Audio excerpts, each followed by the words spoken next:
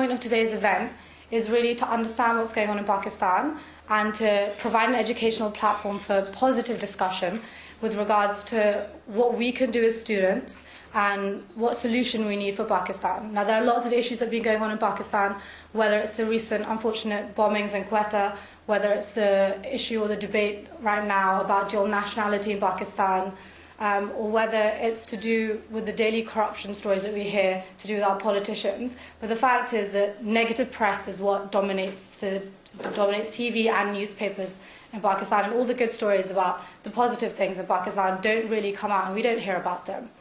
Now, आज का जो इवेंट है, हमने जो 4 लोगों को बुलाया है, इसलिए है कि हम पाकिस्तान की सूरत हाल को समझें, को जानें और देखें.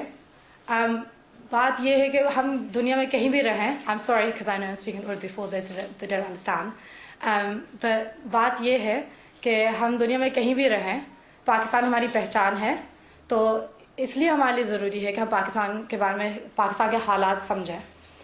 पाकिस्तान में हर वक्त हम सिर्फ नेगेटिव स्टोरी सुनते हैं और हमारे लिए ज़रूरी है कि हम जमा हो, चाहे हम पाकिस्तान में ना रहते हो, लेकिन हम एक पाकिस्तान की आवाज़ बने और पाकिस्तान में पॉजिटिव चेंज ला सकें.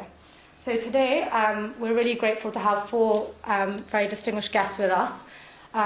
First, here on my right we have Mr. Iftikhar Kaisar, who is a man honestly of all talents. He is a poet, a writer, as well as being a reporter and a journalist, and an esteemed one at that, since he is the editor of The Jung and the News International, as well as being the bureau chief of GOTV in UK and Europe. We have Mr. Khalid Mahmood over here as well, who is a senior advisor of Dr. Tahir al-Qadri and Minhaj al-Quran, which is an organization fast gaining support in Pakistan because of its recent stand for electoral reforms. He's also a chartered accountant and chartered tax advisor, outside of politics, obviously, and the president of Pakistan Professionals Link UK, and like I said, a senior advisor to Dr. Tahir al-Qadri. Sitting next to him, we have Mr. Muhammad Anwar, who is a senior member of Muttahida Qawmi Movement, which is the 4th largest political party in Pakistan, and therefore a big player in Pakistan's politics, and he's also a senior advisor for Mr. Altaf Hussain himself. And then finally, we have Mrs. Zakia Zubairi, who is a Labour councillor for Barnet and is the first and only Muslim councillor for that area and that constituency.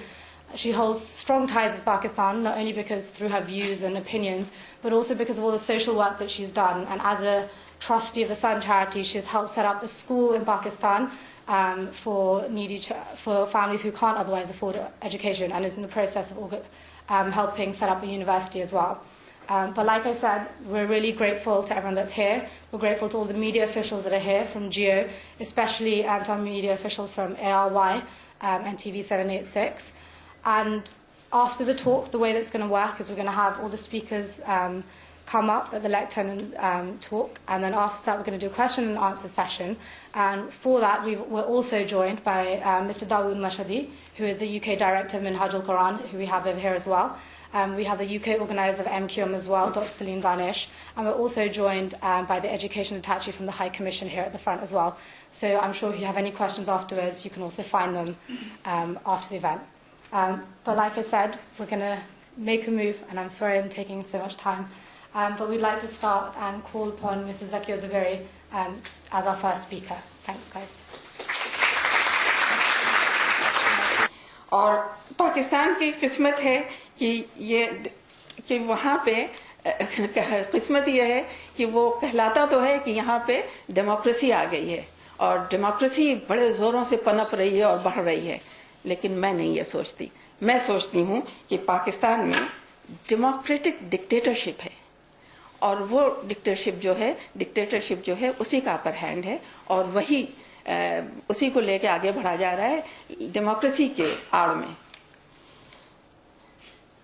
आज भी वहाँ पे किसी को आवाज़ उठाना नहीं दिया जाता, कोई आवाज़ नहीं उठा सकता. वहाँ पे अमीर जो हैं वो अमीर होते जा रहे हैं, गरीब जो हैं वो गरीबतर होते जा रहे हैं. तालीम जो है वो गरीबों के लिए उनका है, उनको वो हासिल ही नहीं कर सकते. वहाँ पे बड़े बड़े इदारे और बड़ी बड़ी यूनिवर्सिटियाँ और बड़े बड़े स्कूल्स बन गए हैं. उनमें प्राइवेट स्कूल्स जो हैं उनमें तो तालीम हासिल वही लोग कर सकते हैं जिनके पास सरमाया है. और जिनके पास सरमाया नहीं है वो उन स्कूलों में जाते हैं जहाँ पे कि टीचर्स नहीं हैं। पाकिस्तान में ये हाल है कि वहाँ पे स्कूल्स बना लिए जाते हैं और उसके पैसे आ रहे होते हैं, मेंटेनेंस के पैसे आते हैं, टीचर्स के पैसे आते हैं, और कभी भी स्टूडेंट्स की फीस जमा करके वापस नहीं दी जाती है। वो सब जेब में रख के स्कूल्स बंद पड़े होते हैं। एक स्कूल को आंखों से मैंने देखा है कि जब वो स्कूल कहलाता था, जब वो खोला गया तो उसके फर्श उखड़े हुए थे और उसके नीचे सांप और बिच्छू बैठे हुए थे। मजदूरों ने वहां जाके काम करने के लिए मना कर दिया जब तक कि उसकी तरकीब नहीं कर ली गई कि ये जानवर जो हैं वहां पे मार दिए जाएंगे। Thank you to Mrs. Zakia Zuberi over here. And we're going to call upon Mr. Khalid Mahmood to speak next as our next speaker. Now, just as a little bit of background, he is senior advisor to Dr. Tahir al-Qadri, as I said, and that is and Minhaj al-Quran. Now, that is an organization in Pakistan which currently many of you may or may not have heard about the long march that happened in January in Islamabad, and Dr. Tahir al-Qadri was joined successfully by 50,000 people in Pakistan who followed him on the march and stood by what he was contesting, and that was electoral reform and clarity in Pakistani politics and in the government and judiciary system. So I'd like to call upon Mr. Mahmood next. Thanks. Pakistan's current political situation is really in a dangerous mode at the moment. The country is at the verge of collapse. That's a reality. Economic situation is so worse and dangerous. Democracy, which we call it, it is not just casting your vote. That's democracy in Pakistan. Unfortunately, our leadership has not told us what true democracy is.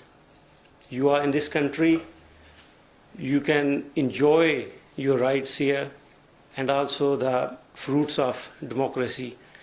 Unfortunately, in Pakistan, your brother, your sisters, your fathers, your mothers, they are suffering. Big thank you to Mr. Khalid Mahmood.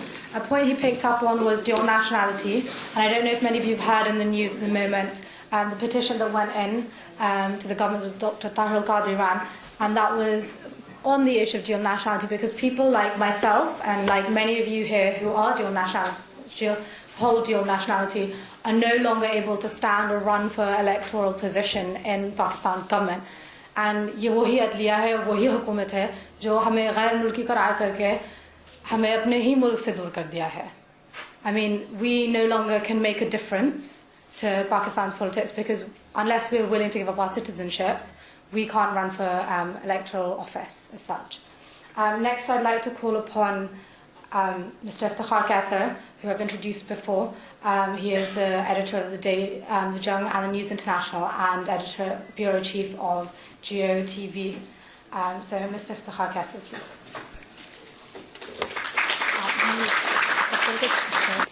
तो मुझे वो फिर शेर याद आ रहा था, फिर मुझे जब आदमी परेशान होता है तो वो शायरी जाग पड़ती है उसकी, मेरे एक दोस्त का, तनवीर सिपरा साहब का, कि दिन भर अपने बच्चों की खातिर मजदूरी करता हूँ, दिन भर अपने बच्चों की खातिर मजदूरी करता हूँ, रात को अपनी गैर मुकम्मल गज़लें पूरी करता हूँ, और मेरी गुमनामी का बायस उन लोगों की शोहरत है, मेरी गुमनामी का बायस उन लोगों की शोहरत है, अपने तन मन धन से जिनकी मैं मशहूरी करता हूँ.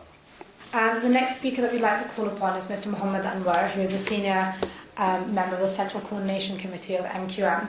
Now, he himself has spoken and represented his party on various accounts, both obviously in Pakistan and abroad, in the UN Human Rights Commissions and the US Congress as well. And he joins us today as a senior advisor to Ms. Altaf Hussain as well. So I'd like to call upon Mr. Muhammad Anwar, please. So let's talk about the subject. Let's talk about Pakistan. The title, as I had initially understood, but I would also elaborate on democracy also. And it is very interesting. And recently I've seen the film Lincoln, that a government of the people, by the people, for the people shall not perish. But in case of Pakistan, we have a government of the feudals, for the feudal, by the feudals, and that shall perish, and you would perish it, the students, the future leaders of Pakistan. So, as the title of today's seminar, Pakistan, Where Are We Going? It's quite valid to the current situation in Pakistan, as most people are painting a pessimistic picture as to Pakistan's present as well as future. As a Pakistani and as a member of the MQM, I would like to tell our youth that we must believe in a bright future of Pakistan and get rid of or may endeavor to get rid of the pessimism. Pessimism, as we all must know, results in hopelessness, while optimism brings hope, and the hope becomes a source of life. However, we still need to be realistic and should critically analyze the current crisis in Pakistan and analyze the causes of the drift of Pakistan, why it has drifted away. While identifying the way forward for Pakistan, we must admit that most of our problems have stemmed from the fact that we have drifted away from the core principles and were clearly laid down by none other than the founder of Pakistan, Quaid-e-Azam Muhammad Ali Jinnah, who said, "We are free. You are free. You are free to go to your temples. You are free to go to your mosque or to any other place of worship in this state of Pakistan. You may belong to any religion or caste or creed that has nothing to do with the business of the state." But realistically speaking, are we free, let alone the temple and the churches? Are we free to go to our mosque and Imam Bargahs without fear of getting bombed, getting killed? Now, what has caused this to our Pakistan? We need to understand, and we really need to face the truth and the fact, and not live in the state of denial or be an ostrich. Until and unless we are ready to face, we would not find a cure. We may perhaps deal with the symptoms. Soon after this, these were the dreams of Quaid-e-Azam, which he had lived for long enough to have realized the dreams.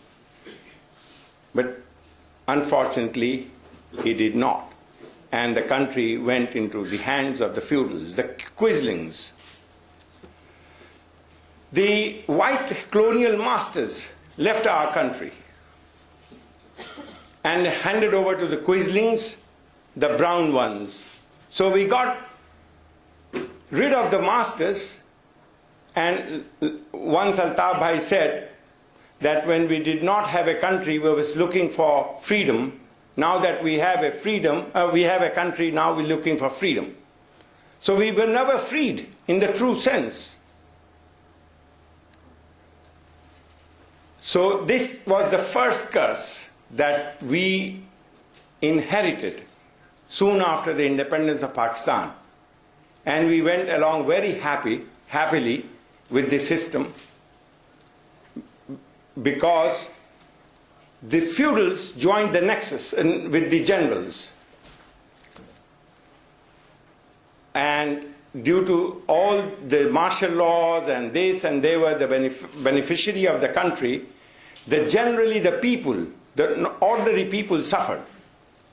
The ordinary people were never treated as a human being.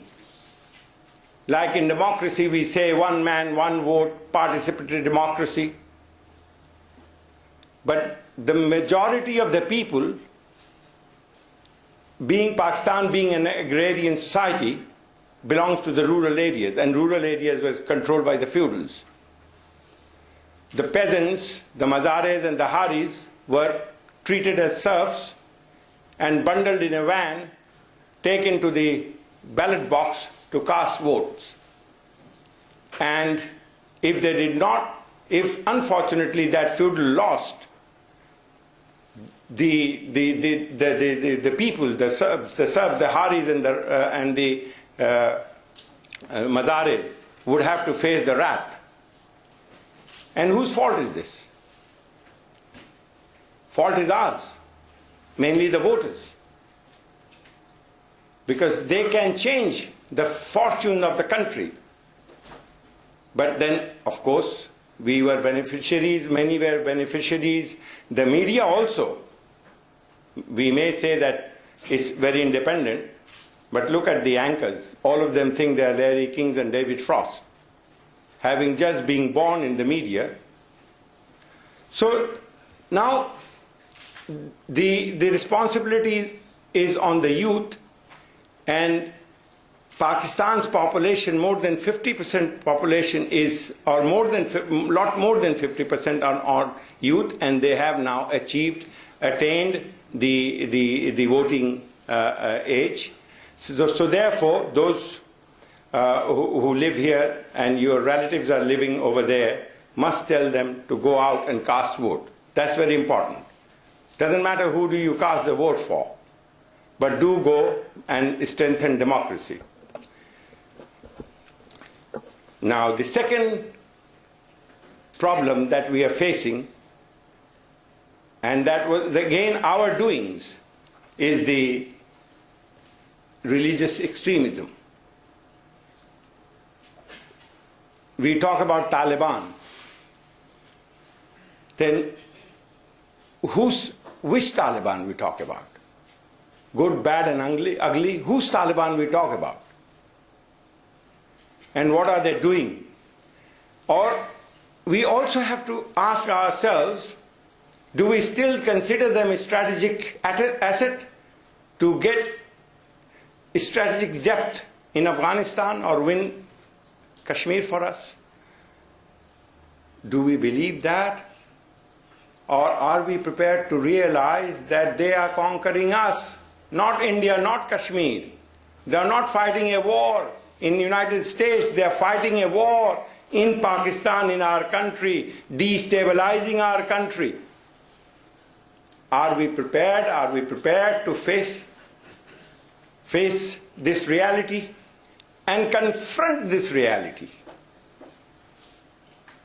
I don't mean you would, but the leaders back home, even our generals, they are duty bound, because ordinary people cannot go and fight.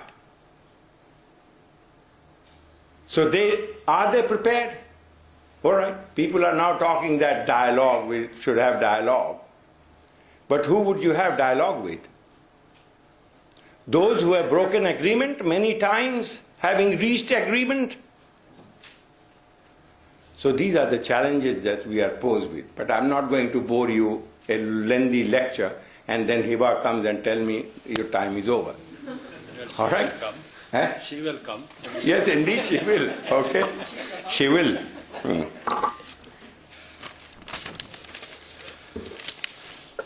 As briefly I said, we never had democracy and we do not have. But anyway, thanks God that the first time in the history of Pakistan, a transition is taking place, a democratic transition from one government to the other.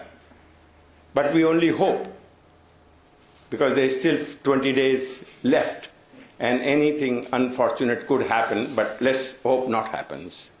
Okay? Because to predict in Pakistan what would happen in the morning, what would happen in the evening, you need very courageous or even crystal ball.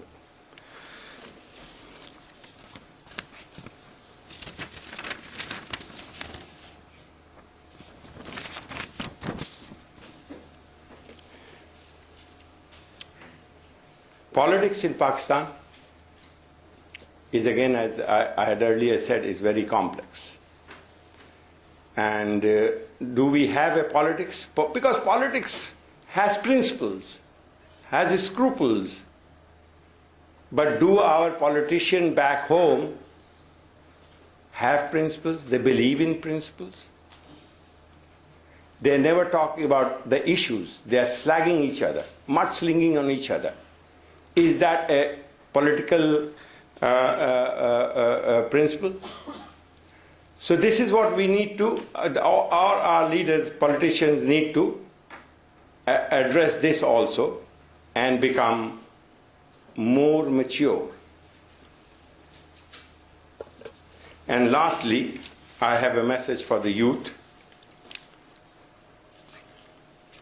That any country that thrives does so by harnessing the energy of its young. This is especially true when the population is growing as fast as Pakistan. Leaders cannot simply try and make reform happen from young people. The next generation itself must drive the changes that will bring great benefit to the whole nation. And I am confident that youth of today would change the fate of the country, inshallah. And with this, I would thank you very much indeed for patiently listening to my speech, and I hope that I have not bored you. Thank you very much indeed.